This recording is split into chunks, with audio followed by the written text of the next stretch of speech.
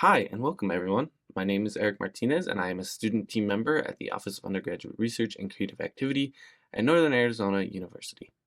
In this video, we are going to be exploring the do's and don'ts of creating an abstract. Before we get started, it is important to be aware of the upcoming deadlines for this year's symposium. For the most up-to-date information regarding registration and other deadlines, please visit nau.edu/symposium. In order to register for the symposium, you will need a draft of your abstract. You will be able to edit your abstract and other materials until the Friday before the symposium. Now, let's get started. The goals of this video are to first understand what an abstract is and how it is used. Leave this video with tips and tools for drafting or polishing your abstract.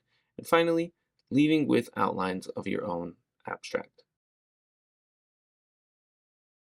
The beginning step in creating an abstract is to first understand what it is. An abstract is a summary of a book, article, or formal speech that is generally around 250 words unless otherwise stated by your conference or convention. Your abstract should be an original piece of work that is impactful and a summary. The anatomy of an abstract varies by discipline. For example, social sciences may contain background context, methodology, and general results. Humanities may contain their thesis alongside a background of the field. Regardless, an abstract should conclude with an indication of your results. It is also important to know what an abstract is not. As you can see, an abstract is not an evaluation of your work. Additionally, it is not an excerpt from your work. Again, it has to be an original production. Alongside any good abstract is a strong title. The title and abstract should be used to complement each other. Your abstract should garner a reader's interest in your research. The best way to get a reader to look at your abstract is to have a strong, clear, and enticing title. You should aim to have a concise, accurate, and readable title. You should avoid using any unnecessary words such as disciplinary jargon. You should try to accurately capture your research, be straight to the point, and word order is incredibly important. For example, juvenile delinquency sounds much better than delinquency amongst juveniles. Finally, you should avoid using abbreviations and acronyms. This goes for geographic names, chemical names, etc. Scientific names should be italicized, and just like chemicals, they should be written out in full. Guidelines are difficult to follow without examples, so let's dive in. Example 1, Mill on Liberty.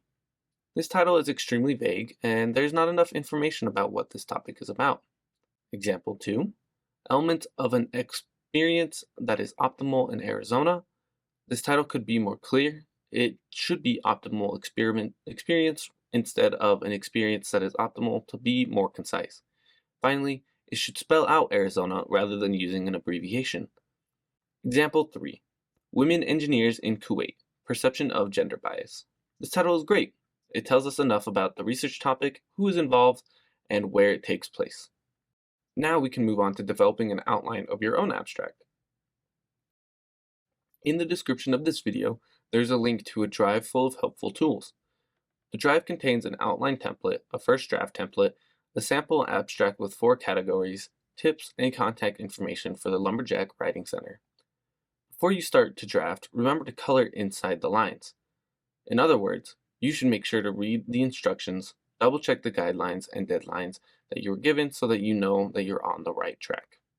Make sure to look out for things such as 1, word count, 2, submission date, 3, formatting requirements like .pdf or .docs, and 4, any other special requirements that may be unique to your conference or submission. In addition to your title, you should include the first and last names of all your project's collaborators. Everyone deserves credit where credit is due. In your abstract, you should include a clear statement of purpose. Depending on the discipline or topic, you may want to open with background information on the topic, usually no more than a sentence. This can allow for a better explanation of why you chose your research. You should also include a summary of your research methods. From here, you can transition into what you found or what your ongoing results for the project are. To end your abstract, try to provide insight on why your project is impactful, focusing on how it serves a larger field or the communities involved. Displayed on screen is a sample abstract that highlights each of the previously discussed components. Notice how each of the sections are able to be separated and create a cohesive document? You should aim to create an abstract that is clear, relevant, and concise. When constructing your abstract, there's a lot of information that you can cover, so here are a few things you might want to avoid. Try not to repeat yourself. This includes repeating the same idea with different words and using the same word multiple times in a sentence. Do not include information that will not appear in your poster or presentation. This creates unnecessary confusion for the audience. It's important not to reference any images or other scholarly work in your abstract. The reason for this is that oftentimes the abstract is read by itself before your presentation is seen. Similarly, do not include a works cited list. That is a separate section of your work. These things are the most important things to avoid when making your abstract.